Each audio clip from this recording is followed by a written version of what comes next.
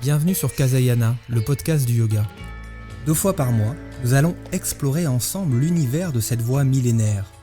Entretiens, débats, investigations et pratiques, nous vous emmenons à la rencontre d'invités compétents et reconnus. Yogis, philosophes, historiens, écrivains, enseignants et pratiquants, nous réunirons des profils variés pour retranscrire la pluralité des traditions spirituelles au sein de ce chemin de sagesse et d'ouverture. Notre envie est de faire résonner tous ces savoirs, tous ces parcours, ces expériences, pour ouvrir des perspectives nouvelles dans nos pratiques, que nous soyons débutants ou plus expérimentés.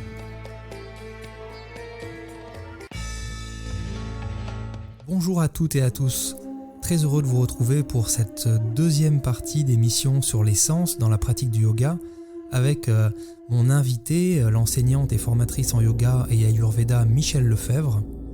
Après un premier épisode qui était vraiment centré sur le retrait sensoriel, le Pratyahara, 5e branche de l'Ashtanga Yoga de Patanjali, nous allons aborder dans cette deuxième partie d'émission les liens directs entre chaque sens et le yoga, ainsi que l'ayurveda. Pour cela, du toucher jusqu'à l'odorat en passant par la vue, l'ouïe et le goût, nous détaillerons concrètement les pratiques qui vont mobiliser un ou plusieurs sens, permettant de les activer, de les réveiller, de les éveiller, mais également les pratiques qui vont permettre de les rétracter, de les retourner. Dans nos sociétés modernes, dans lesquelles nos sens sont sursollicités, dans lesquelles nous sommes parfois saturés d'images, de bruits, de choses à saisir, d'odeurs aussi, nous verrons concrètement quelles sont les pratiques qui peuvent permettre d'accéder à ce retrait. Je poserai également à mon invité des questions liées au sens qui touchent à la pédagogie de l'enseignement, du yoga ou à des symboliques des spiritualités indiennes. Est-ce qu'il est nécessaire par exemple dans un cours de toucher les élèves pour les aider à s'ajuster dans les postures ? Pourquoi ? Quel intérêt peut avoir le fait de méditer les yeux ouverts ou les yeux fermés comme c'est plus souvent le cas ? Que signifie aussi la symbolique du 3e œil dans les approches indiennes ? Que signifie également la symbolique du son sacré Om ? Voilà, et encore bien d'autres questions. Donc nous retrouvons tout de suite Michèle Lefebvre pour la seconde partie de notre entretien. Bonne écoute. On va donc commencer par le toucher qui est le sens qui établit en fait une frontière entre le monde extérieur et nous-mêmes. Dans notre société moderne, qui est très visuelle, très mentale, la période de crise sanitaire que nous avons traversée a encore fait reculer, je crois, les contacts physiques qui sont pourtant, nous le savons, un besoin vraiment fondamental de l'être humain. Ce toucher physique est très utilisé en Ayurveda, notamment avec les massages ou encore les points marma. Et en yoga, les mudras consistent aussi à utiliser ce toucher, notamment par les mains. Que pourriez-vous partager au sujet de ce sens ? Quelles sont les pratiques de yoga et d'ayurveda qui vont vraiment utiliser ce toucher pour contacter la conscience ou simplement développer une forme d'équilibre ? Le sens du toucher, il est prégnant, on va dire, dès la naissance. En effet, la mère rassure l'enfant en le touchant. Et le petit enfant, il conscientise ses limites, les limites de son propre corps, grâce au toucher de sa mère, de ses parents. Et c'est pour ça aussi qu'en Inde, on développe beaucoup le massage des nourrissons, pour les aider dans cette tâche. Ce toucher rassure le nourrisson. Ce toucher est lié aussi, il est chargé de tout l'amour qui lui est donné de surcroît. Et le toucher est donc une nourriture pour le tout petit. Alors le nourrissement par le toucher, il est crucial pour le développement psycho-émotionnel. Un enfant, par exemple, s'il n'a pas été touché, il a probablement peu ou pas reçu d'amour et il va développer une carence affective durable, voire de l'anxiété et des peurs profondes. Ce sont des problématiques de type Vata. Il manque de confiance en lui le plus souvent et son être semble ne pas avoir pu totalement se construire sur des bases solides. Alors le massage, en effet, est très présent dans les soins ayurvédiques ou même l'automassage peut être très utile. Quand l'un ou l'autre sont pratiqués régulièrement, ils peuvent venir combler une carence, nourrir un plan de l'être, apaiser de l'anxiété. Le massage, lorsqu'il est donné, est encore plus favorable, mais l'automassage permet parfois de renouveler très régulièrement ces informations positives. Alors le massage active tous les senseurs de la peau. Grâce aux différents mouvements du massage, il énergise aussi. Le massage ayurvédique est très énergisant. Il y a des va-et-vient qui permettent vraiment une stimulation de prana. La peau, dans ses sensations, ses perceptions, est devenue plus vivante, comme plus consciente.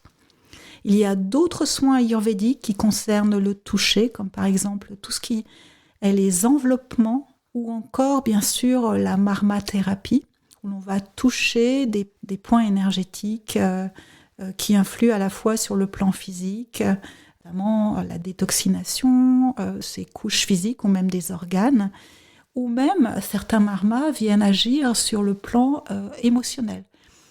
Dans le corps sont engrammées des mémoires émotionnelles, des tensions intérieures qui peuvent être travaillées progressivement avec la marmathérapie aussi. Donc on peut aller toucher une dimension subtile, voire secrète du jiva. Le jiva, c'est l'âme incarnée, une dimension dont il n'a pas conscience, parce qu'il se trouve que l'on est parfois totalement ignorant de certaines carences. Et le massage peut venir, le toucher peut venir soigner ces différents aspects-là. On peut rajouter aussi que le toucher nourrit la vie affective tout au long de l'existence. Il participe aux relations, même une simple poignée de main. Il participe aussi au jeu de l'amour. Et puis, il accompagne tout un chacun dans les périodes de difficulté. Il accompagne notamment aussi la vieillesse. Les personnes âgées sont très sensibles au toucher et quand on peut leur apporter des soins, par exemple en EHPAD, ça peut aussi les nourrir et les rassurer énormément. Les seniors reviennent à cette sensibilité première du tout petit, elle se retrouve en fin de vie. Alors quoi de plus naturel finalement que d'accompagner par exemple au moment du départ, du grand départ, la personne qui part en lui tenant la main. Alors en yoga, le toucher se retrouve déjà dans cette sensibilité corporelle que l'on a de nous-mêmes, mais aussi dans cette proprioception. Je vais rajouter la proprioception comme faisant partie finalement du toucher. C'est une sensorialité qui nous fait prendre conscience de notre propre corps. Alors, la douleur est un signe d'étirement extrême. Le ressenti d'où je peux aller dans la posture, le respect du corps, de ses limites, tout cela fait partie aussi de ce vaste sens multiforme finalement qu'est le toucher. Les temps que je vais donner après une posture vont me permettre aussi d'intégrer toutes les sensations corporelles qui émanent de la pratique. Ces temps sont très importants. Quand on y regarde aussi l'évolution du yoga aujourd'hui, on se rend compte qu'on donne des fois moins de temps de shavasana, de temps d'infusion finalement, que ne le faisaient les anciens. Donc la sensation du toucher nous permet de connaître notre corps, de l'habiter pleinement et aussi de le respecter. Et peut-être aussi de pouvoir aller plus loin, progressivement, en trouvant le passage qui permet d'aller vers la posture, l'organisation de la posture, les poids contre poids, les différents ajustements, tout cela tient de l'ordre de la proprioception aussi. Alors ce sens aussi du toucher se retrouve de façon étonnante, mais dans le Yoga Nidra. Le Yoga Nidra nous fait prendre conscience des différentes parties du corps. On va voyager dans le corps avec les rotations de la conscience en allant ressentir chaque partie du corps. On se déplace, on ressent. On déplace, on ressent dans un autre endroit. Et cette pratique va permettre un déploiement, vraiment un renforcement de la conscience. Alors, c'est la même chose avec les Hasta Mudras. Les Hasta Mudras, déjà, si l'on regarde nos mains où elles se situent au bout de nos bras. Nos bras, la ceinture scapulaire se retrouve quasiment à la hauteur du cœur. c'est le lieu de l'échange entre le monde intérieur et le monde extérieur. Donc il y a quelque chose de très fort en ce lieu-là. Si on regarde aussi nos mains sont remplies de capteurs sensoriels, tout particulièrement nos pieds aussi. Mais quand on pratique les Hasta Mudra, les sensations sont extrêmement fortes et la canalisation du mental, la méditation peut être vraiment favorisée par la mise en place de cette forme avec les mains. On va appeler ça même une onde de forme. Les mains ont une certaine position. Il y a des ressentis tactiles et cela va conduire à un état d'être. D'ailleurs, on dit qu'elles sont des mudras. Les mudras des mains. Les mudras, c'est un seau d'énergie. Ça vient canaliser l'énergie sous une forme particulière. Donc, c'est un outil du yoga qui utilise le sens du toucher. Alors ensuite, il y a la méditation. La méditation en tant que telle, elle engage le corps, elle engage la posture. Elle engage aussi, dans certains types de méditation, on parlait tout à l'heure aussi de la pleine conscience, elle engage le ressenti intérieur.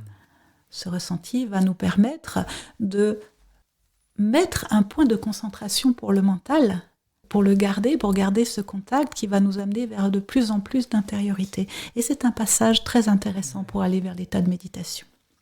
Alors, il y a différentes manières encore d'appréhender ce sens du toucher.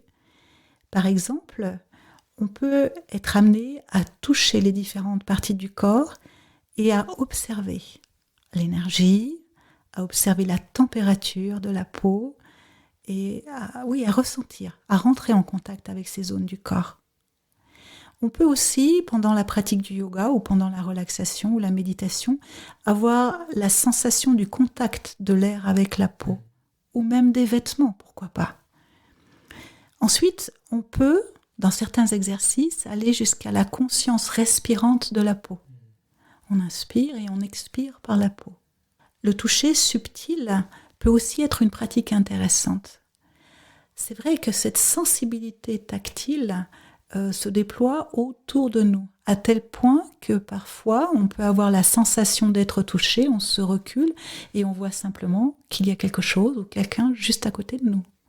On n'a pas été touché physiquement, mais le toucher subtil, il se développe très fort, on va dire, avec la pratique. Encore une autre façon d'expérimenter la peau et ses senseurs, ses capteurs sensoriels, c'est quand on fait du pranayama assez intense ou du bastrika. On va pratiquer beaucoup de respiration bastrika, le soufflet. Si l'on s'arrête après, pendant une rétention poumon plein, par exemple, on va avoir une sensation tactile parce que la circulation, le cœur, ont été activés et il y a jusqu'à la peau une sensation de picotement, par exemple. Enfin, il y a la pratique. Parfois, on pratique dans une salle froide ou une salle chaude, mais de pratiquer dans une salle avec une température fraîche ou la fenêtre ouverte, par exemple en début de pratique, nous permet de rentrer en contact avec les éléments, avec une température plus fraîche, où il y a des pratiques dont on parle beaucoup aujourd'hui, comme le Tummo, où on va se baigner dans l'eau froide et percevoir à quel point l'on est vivant par cette expérience forte d'entrer en contact du froid. C'est une expérience yogique aussi, et sensorielle. Au-delà même de cette peau, vous en avez parlé un peu plus tôt dans l'émission, cette peau qui va recevoir les sensations du monde extérieur, on peut aussi être touché, entre guillemets, par la beauté d'un objet, par la beauté d'une personne, par un spectacle, par un art, une parole, ou encore même être touché par la grâce. Le toucher allant ici bien au-delà de ce contact physique, qu'est-ce que ça vous inspire ? Être touché, c'est souvent de l'ordre finalement de l'élévation.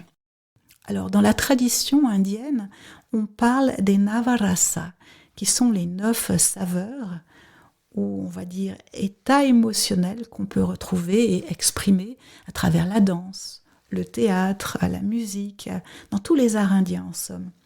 Et on nomme cet état, on va dire, d'amour, un état d'élévation, on le nomme Shringara. Et ce qui est intéressant, c'est que Shringara signifie aussi bien l'amour érotique, l'amour filial, mais aussi par exemple, le sens esthétique. Créer de l'harmonie autour de soi ou être touché par un art, une forme d'art, d'expression d'art, c'est aussi de l'ordre de Sringara. Donc ça, c'est en lien avec cet espace du cœur et donc on est touché de façon différente et subtile. La sensibilité tactile rend pleinement présent, ouvert, dans l'accueil de l'ici et maintenant, et cette sensibilité tactile nous ouvre à toutes ces autres expressions, finalement, liées à cet espace du cœur. Ça nous rapproche, en somme, de l'âme. En évoquant un petit peu le toucher, il me vient une autre question, une question pratique qui concerne l'enseignement du yoga et qui certainement intéressera les nombreux professeurs de yoga qui écoutent l'émission. Est-ce qu'il est nécessaire, selon votre regard, de toucher les élèves pour ajuster leur position dans les cours collectifs, par exemple, ou en cours individuel, ou est-ce que cela peut se faire uniquement par la parole ? Est-ce que c'est utile vraiment d'accompagner le geste dans sa trajectoire ou de laisser simplement faire ce qui est possible en prenant toujours garde au confort et à la sécurité des pratiquants de yoga ? Sacrée question. Alors parfois, le simple fait de toucher, d'effleurer, ça va donner une information qui va pouvoir permettre à la posture de se construire dans sa justesse. Et ça peut vraiment être une aide pour la personne. Alors, il arrive, c'est aussi du vécu, je pense, pour les enseignants de yoga, qu'on donne une instruction. On la répète encore. Alors, il y a tous les élèves qui bougent, qui rectifient, sauf la personne la plus concernée, que l'on voudrait voir corriger sa posture. Alors quoi faire ? La laisser de travers ou peut-être même se faire du mal à long terme ? Alors, j'ai entendu dans certaines écoles qu'il ne faut pas toucher son élève. En aucun cas. Et si la personne n'entend pas, quand on s'adresse à elle, c'est qu'elle ne serait pas prête à recevoir l'information, l'instruction. Mais j'avoue que personnellement, je peine avec ce discours. Personnellement, je pense qu'il peut être utile de toucher son élève lorsque les indications orales ne suffisent pas, ou lorsque l'élève n'a pas conscience du chemin qu'il pourrait prendre dans son mouvement, lorsqu'il n'a pas conscience du chemin que pourrait prendre son mouvement pour être meilleur, lorsqu'il ne comprend pas la posture dans son corps, ou qu'il la prend de façon erronée. Alors là, j'ai juste envie de partager, après un stage d'été, alors qu'on était à un moment d'échange, questions-réponses, échange après le stage, l'une des participantes qui pratiquait le yoga depuis très longtemps et à qui on n'avait vraisemblablement jamais expliqué le mouvement denté, rétro-version du bassin, a ressenti des choses pendant la pratique. Je l'ai aidée, je l'ai accompagnée finalement vers cette prise de conscience de cette bascule du bassin. Elle a été extrêmement touchée par ça, sa pratique a été modifiée, il y a eu toute une progression au fil des jours du stage, et à ce moment d'échange, elle a voulu partager ça, et c'était tellement fort qu'elle en a même pleuré, tout simplement parce qu'elle a regretté finalement qu'on ne lui ait pas montré le chemin avant. Donc là, je me dis que oui, ça fait du sens de pouvoir montrer et accompagner sur des choses qui peut-être ne seraient pas ressenties ou pas vécues. Alors, pouvoir être corrigé, même quand on est expérimenté, ça peut être intéressant. Parce que quand on pratique seul, on prend des habitudes, on prend son aisance, où on ne se voit pas. Et c'est vrai que de temps en temps, même quand on est enseignant, de faire un stage et de pouvoir être accompagné par quelqu'un qui maîtrise bien les corrections, eh ben, ça peut être un apport précieux. L'essentiel finalement, c'est de trouver un chemin d'enseignement et de pratique pour ne pas nuire. Bon, ceci dit, les corrections sont parfois, dans certaines écoles, assez frontales, si l'on peut dire. Elles sont profondes et là, ça nécessite une véritable formation de l'expérience pour être à l'aise. Et elles ne doivent pas être pratiquées à la légère. Et je peux comprendre que même les participants ne souhaitent pas forcément recevoir des corrections très profondes. Ça appartient à chacun. Mais bon, je pense aussi qu'il n'est pas toujours indispensable de toucher systématiquement ses élèves pendant la pratique, parce qu'il y a des pratiques qui sont d'une grande profondeur. Et là, on est plus dans le champ de l'expérience intérieure. Et là, si on vient effleurer, ne fût-ce qu'effleurer ou toucher un élève, il peut y avoir une réaction qui sort finalement de l'intériorité et ça peut être dommage. Parce que finalement, la posture, dans ce cas-là, elle devient une expérience d'intériorité.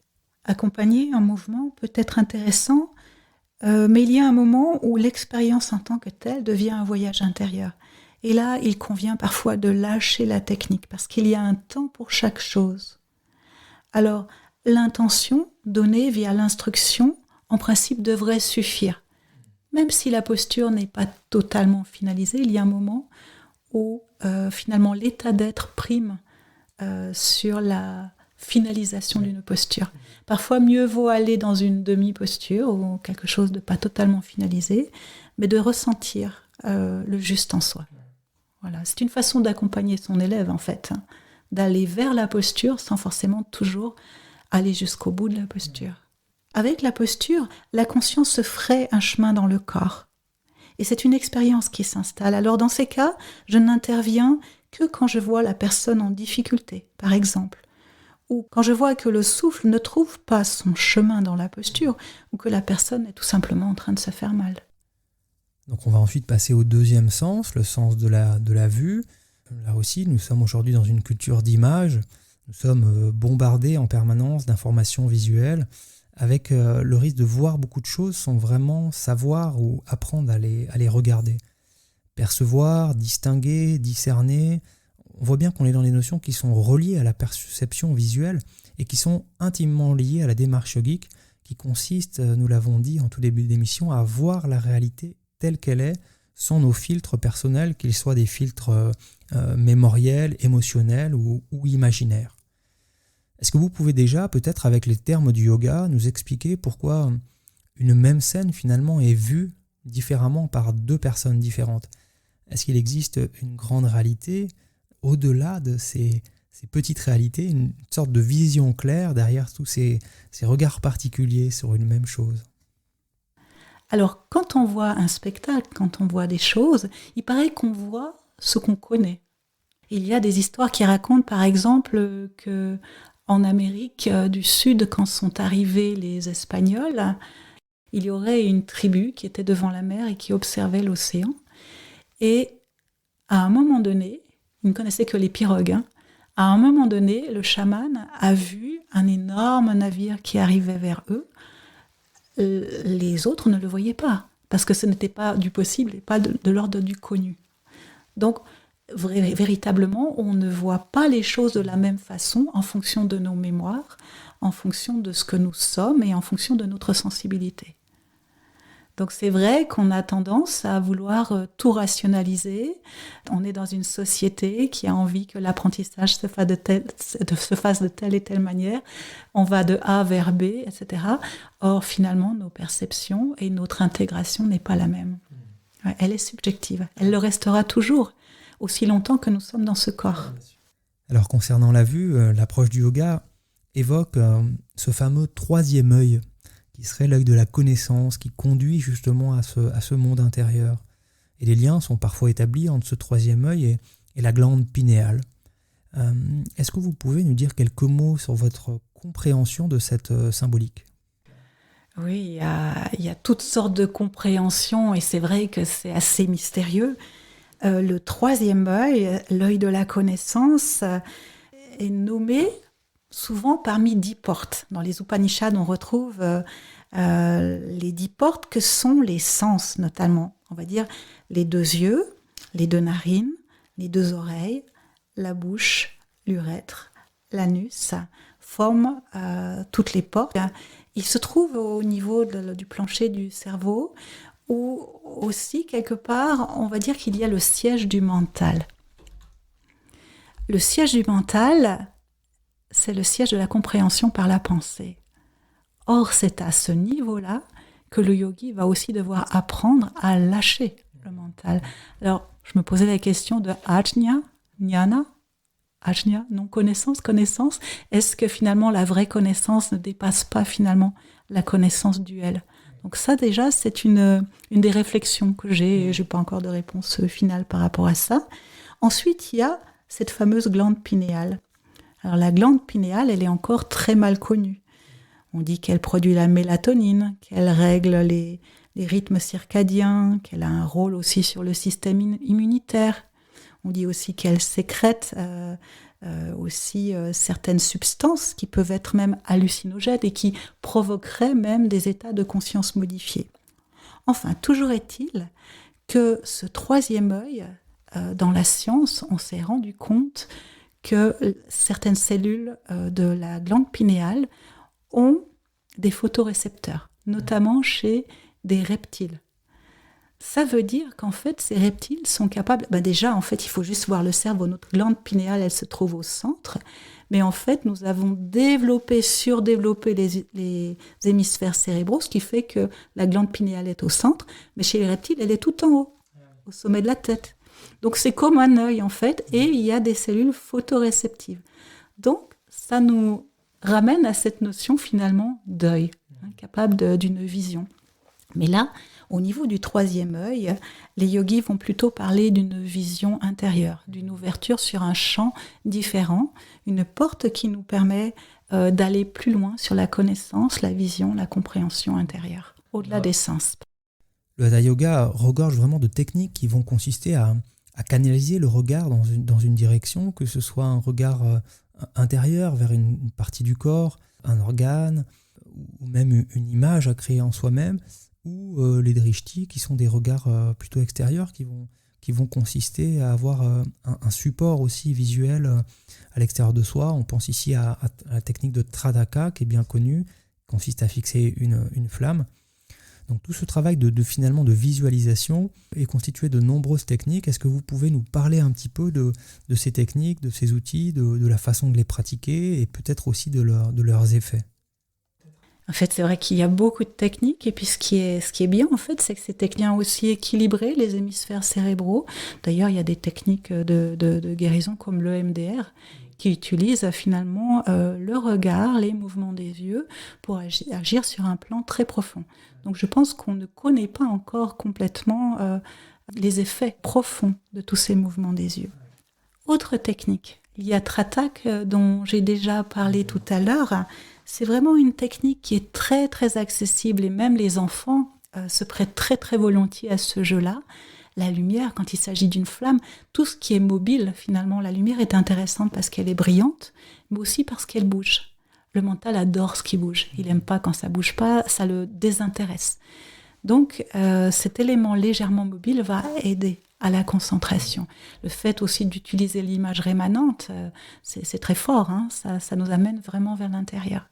Après, il y a d'autres techniques de Tratak, ça peut être des concentrations sur un objet, ou même sur des lettres, un mot, par exemple. J'ai une amie là qui proposait de méditer sur un mot imprimé, le mot joie, mais de se concentrer sur le point du i de joie. C'est aussi une jolie technique où ensuite on va visualiser l'image rémanente. Maintenant, on peut aussi parler des drishtis.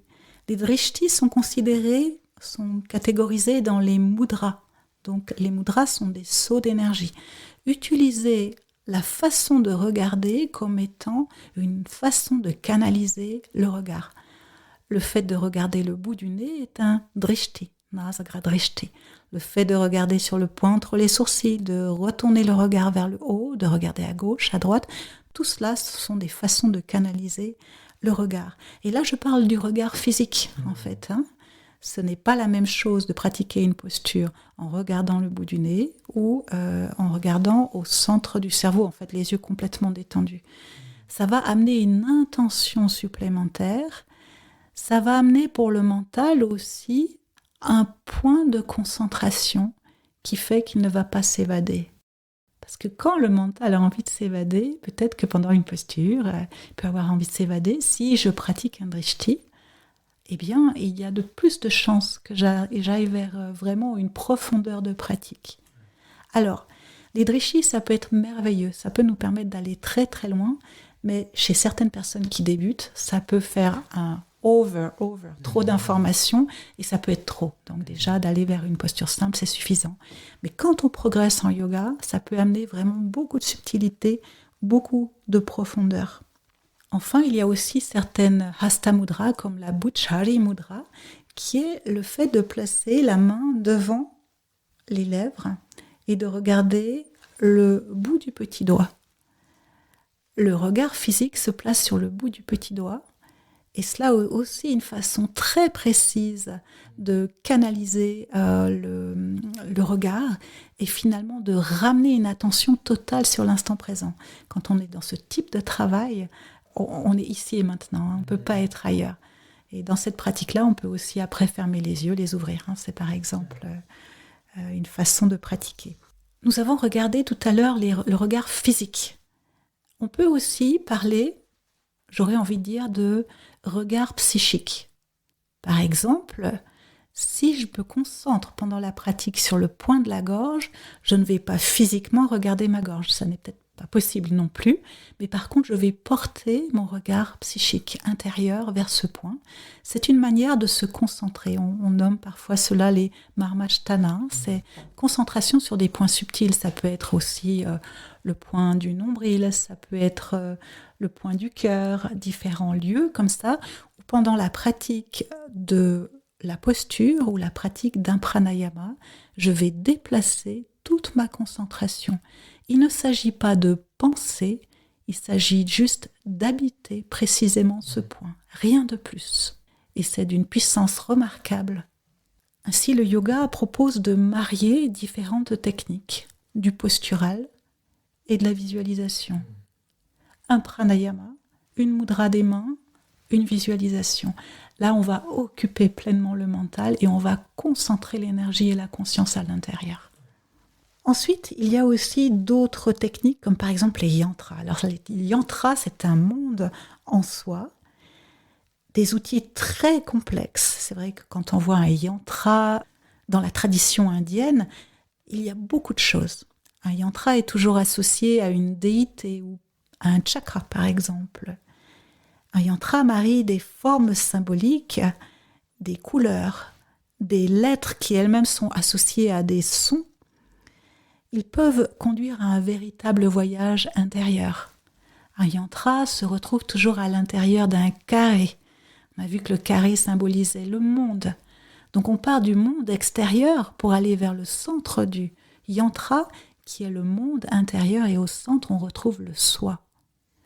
Et le pratiquant va construire, va décrire les différentes formes l'une après l'autre et va visualiser réellement, de façon tangible en fait, les différentes formes contenues dans le yantra. C'est un exercice avancé qui demande beaucoup de pratique. Vous proposez, je crois, une pratique de yoga avec un bandeau sur les yeux. Est-ce que vous pouvez nous en dire quelques mots ? Oui, ça c'est une pratique que je propose depuis une quinzaine d'années et qui est assez remarquable dans les retours que j'en ai. Alors chaque participant reçoit un bandeau en coton de couleur sombre qui est bien placé, et s'il est bien placé, on ne voit plus rien. Et la pratique peut durer 1 heure, 2 heures, on est allé jusqu'à faire des expériences pendant 5 heures ou plus, où le pratiquant vient expérimenter les postures, le pranayama, etc., avec le bandeau. Déjà, à partir du moment où il ne voit rien, il doit écouter pour pouvoir comprendre ce qui est à faire. Il y a une relation aux autres sens qui est beaucoup plus forte. Et je dirais même, comme chez l'aveugle, l'usage des autres sens va créer une forme de vision intérieure. Ça, c'est extrêmement intéressant. Et l'un des retours que j'ai souvent des participants, c'est qu'il se crée un véritable monde intérieur et que ce monde devient de plus en plus vaste au fil de la pratique et que les perceptions s'affinent. Je reviens à cette notion de jeûne où finalement, en coupant la vision, on reçoit encore plus qu'on a laissé finalement, voilà, sur le plan intérieur et de l'expérience. L'expérience est extrêmement forte. Le fait de ne plus avoir l'organe de la vue, tout est à l'affût, la concentration est totale et le mental devient silencieux. Peut-être une dernière question sur la vue. Là aussi, j'aborde un débat, une forme de controverse au sujet de la méditation, notamment en assise. Doit-on méditer ou peut-on méditer les yeux ouverts ou les yeux fermés? Voilà, certains vont préférer garder les yeux ouverts ou les yeux mi-clos pour laisser entrer la lumière. Et puis d'autres vont pratiquer les yeux fermés, le regard vraiment tourné symboliquement vers l'intérieur. Et vous, quel est votre regard alors sur ce sujet? Alors, c'est vrai que dans mon expérience personnelle, j'ai plutôt quasiment toujours médité les yeux fermés. Méditer les yeux ouverts, c'est intéressant dans le sens où on reste pleinement connecté à son environnement. Donc ça peut être un repère intéressant. Je trouve pour ma part que la pratique les yeux fermés est plus aisée, tout simplement aussi parce que, on va dire sensoriellement parlant, j'ai la vue qui est un organe sensible. Donc de pratiquer les yeux fermés, et c'est vrai que les yogis le disent, il y a une économie d'énergie. Il n'y a pas cette fuite d'énergie visuelle. Donc dans ce sens-là, ça peut être très intéressant de fermer les yeux. Par contre, il est important de pouvoir rester présent. Donc nous arrivons maintenant au troisième sens, l'ouïe, qui lui aussi a une place assez importante dans l'histoire des spiritualités, notamment en Inde, avec les sons sacrés, les instruments de musique, les chants de mantras, ce fameux son primordial, le Om, la vibration source de toutes les manifestations du monde. De nombreuses approches contemporaines proposent également une forme de thérapie par le son pour vraiment transformer la matière. Et que dire même au-delà des sons, du silence lui-même, ce vide qui nous remplit, dans lequel certains sages s'installent, s'abstenant de produire eux-mêmes des paroles pour se fondre finalement dans l'absolu. Bien loin des modes modernes où nous sommes, comme on le fait pour les images, souvent saturés de bruit extérieur, de bruit intérieur aussi parfois, où là aussi nous entendons plus que nous n'écoutons. Est-ce que vous pouvez partager peut-être quelques éléments et de pratiques qui intègrent l'ouïe dans l'approche yogique?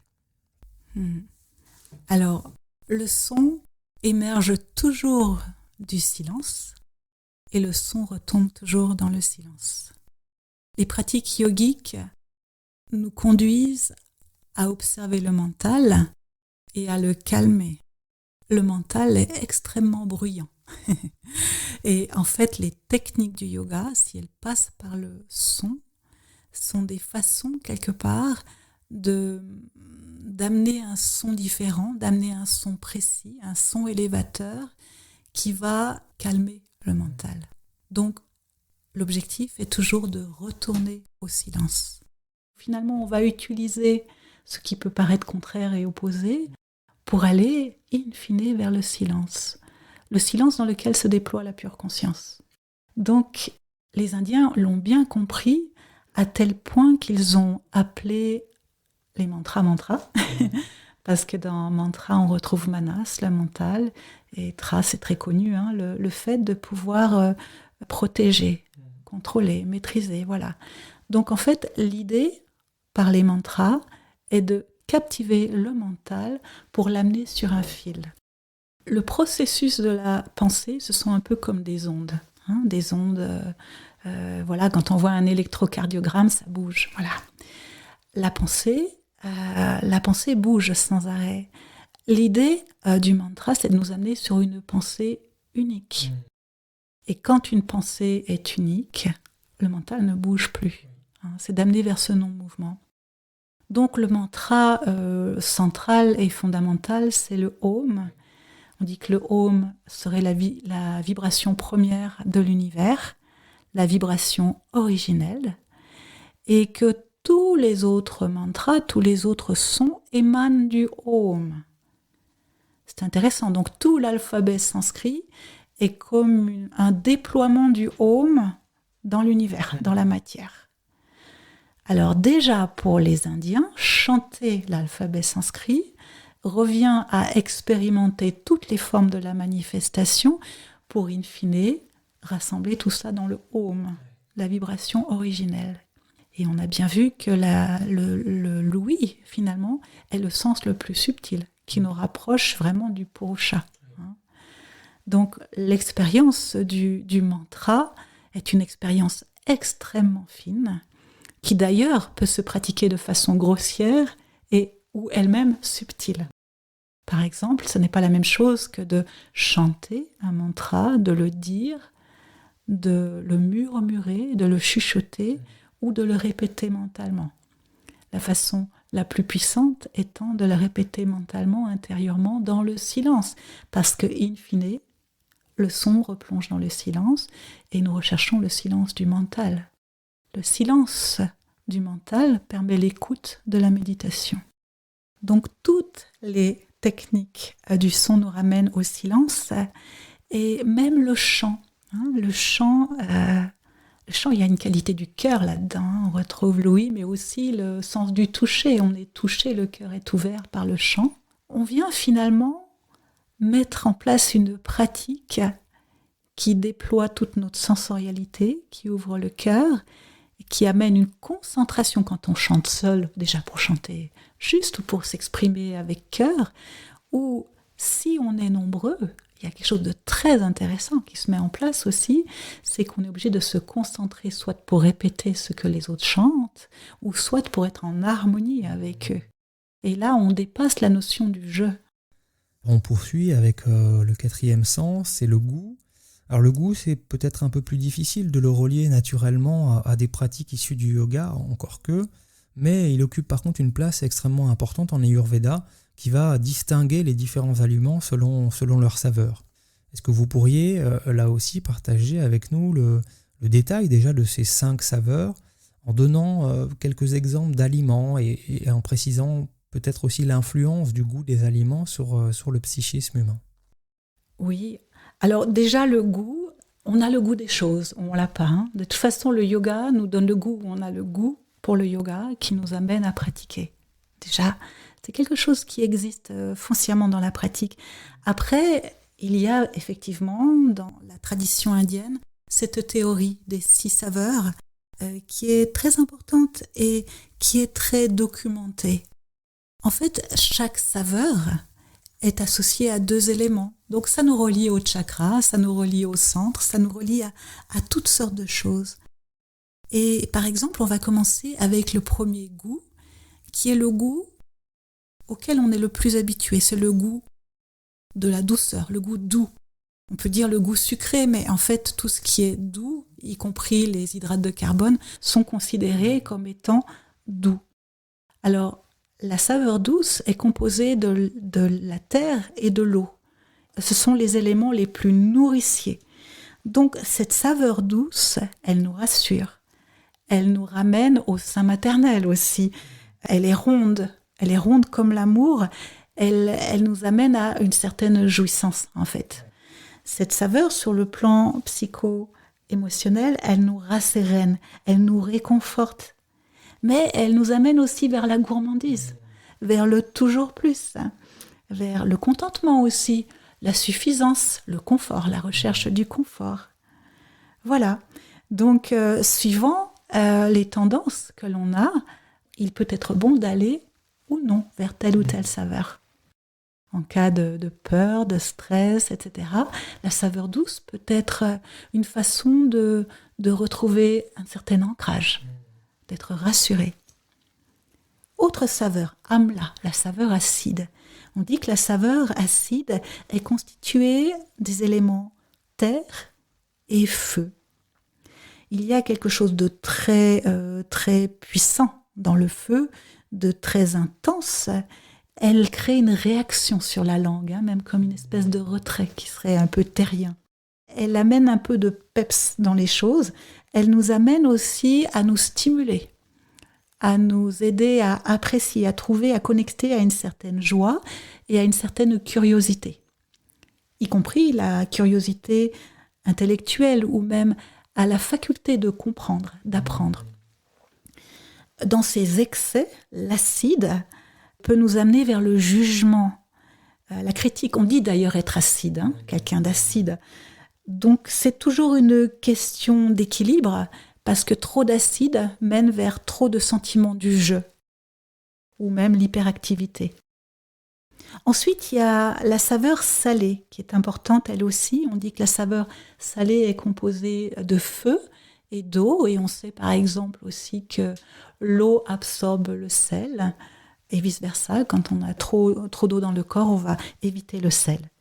Donc la saveur salée, elle est très intéressante parce qu'elle intensifie, elle ouvre les appétits, elle met en valeur les autres saveurs. On dit d'ailleurs, on parle du sel de la vie, le sel de l'existence. Alors quand il y a du sel, ça nous donne du courage, ça nous donne de la confiance, de l'enthousiasme, de l'intérêt. Et quand il y en a trop, on peut aller vers une espèce d'addiction. Plus les gens prennent du sel, plus ils en veulent. Le sel, psychiquement, c'est aussi l'attachement, l'avidité, les possessions. Ensuite, il y a la saveur piquante qu'on appelle katou.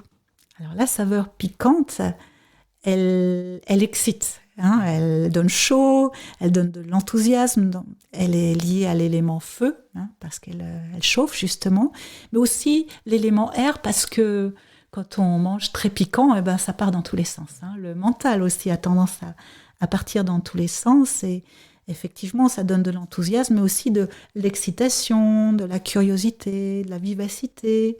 Mais ça peut nous aider aussi à aller trouver de l'énergie en nous, à nous exprimer et puis peut-être même à aller vers la pratique, vers le faire. Dans le côté négatif, quand on est en excès de saveur piquante, on peut devenir irritable, voire même agressif. La colère, c'est une émotion feu, donc il ne faut pas rajouter du feu sur le feu, sinon on peut aller vers un excès. La saveur piquante, elle est en lien avec la compétition, avec l'envie, le désir. Ensuite viennent les 2 dernières saveurs. Il y a tout d'abord la saveur amère.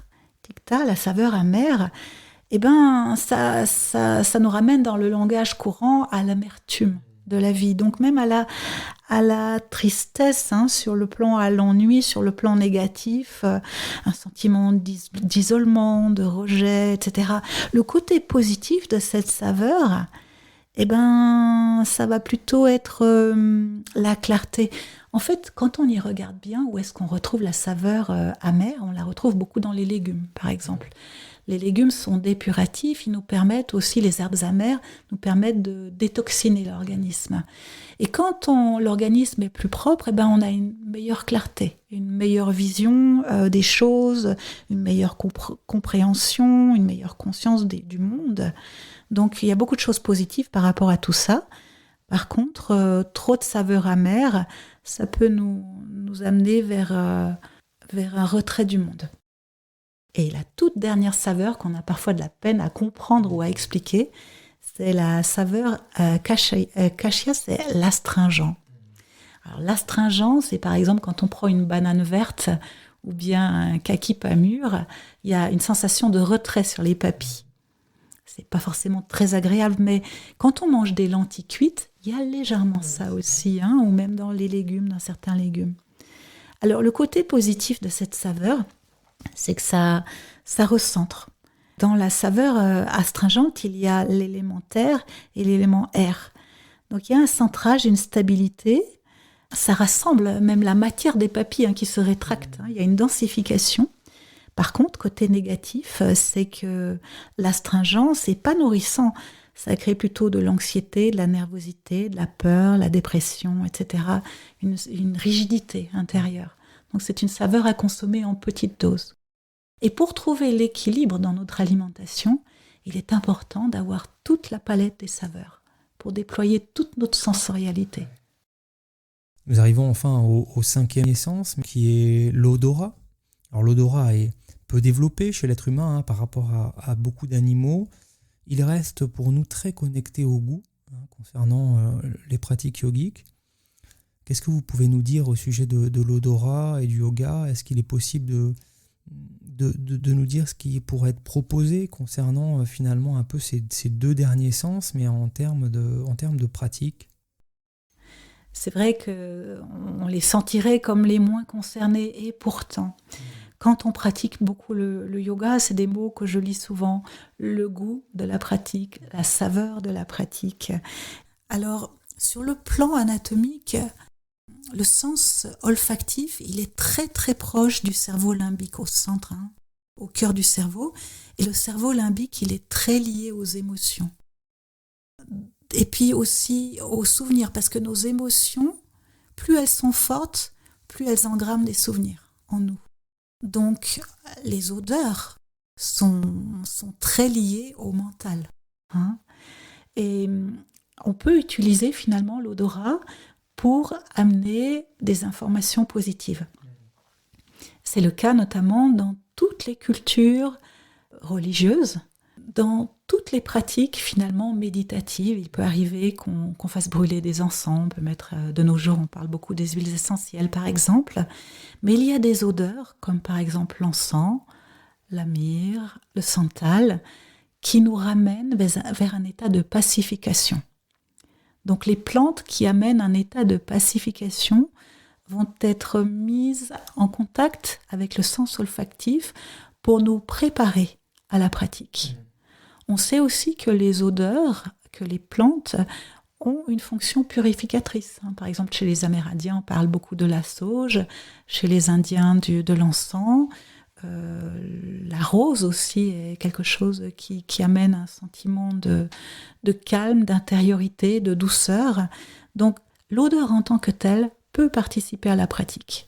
Alors ensuite, il y a le sens olfactif sur un plan plus subtil. Pendant le pranayama, on développe tout un ressenti qui peut aller très loin. Quand on apprend le pranayama, c'est souvent assez ennuyeux. Les gens ont l'impression que rien ne se passe. Mais plus l'on pratique et plus l'on va loin dans l'allongement du souffle, plus on se rend compte qu'on se connecte à la sensation tactile de l'air dans les narines, aux muqueuses. Tant et si bien que les yogis vont jusqu'à distinguer les différents éléments. Donc le sens olfactif participe à la pratique du pranayama. Le parfum devient très subtil et le souffle prend un parfum. Quand on fait des suspensions du souffle, tout s'arrête. Mais l'esprit, le mental reste concentré sur cette absence de sensation olfactive, qui devient aussi un support. Donc ça peut aller très très loin. Et on se rend compte que finalement, nos sens nous conduisent vers une subtilité, une profondeur qu'on n'aurait pas imaginée à la base. Nous arrivons, ça y est, au terme de cette émission sur les sens dans l'approche yogique. Merci beaucoup Michèle Lefebvre d'avoir été avec nous aujourd'hui. Merci infiniment Vincent aussi pour m'avoir donné cette opportunité. C'était un plaisir.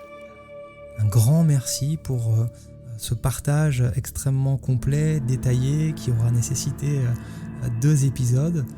Merci d'avoir abordé un sujet comme ça, de façon aussi détaillée, un sujet peu abordé par les émissions radio, mais même par tous les contenus sur le yoga, alors qu'il a vraiment sa place vraiment centrale dans l'approche du yoga. Merci beaucoup aux auditeurs et aux auditrices qui ont suivi ces 2 épisodes. On se retrouve tout bientôt avec une nouvelle émission. Belle journée à toutes et à tous.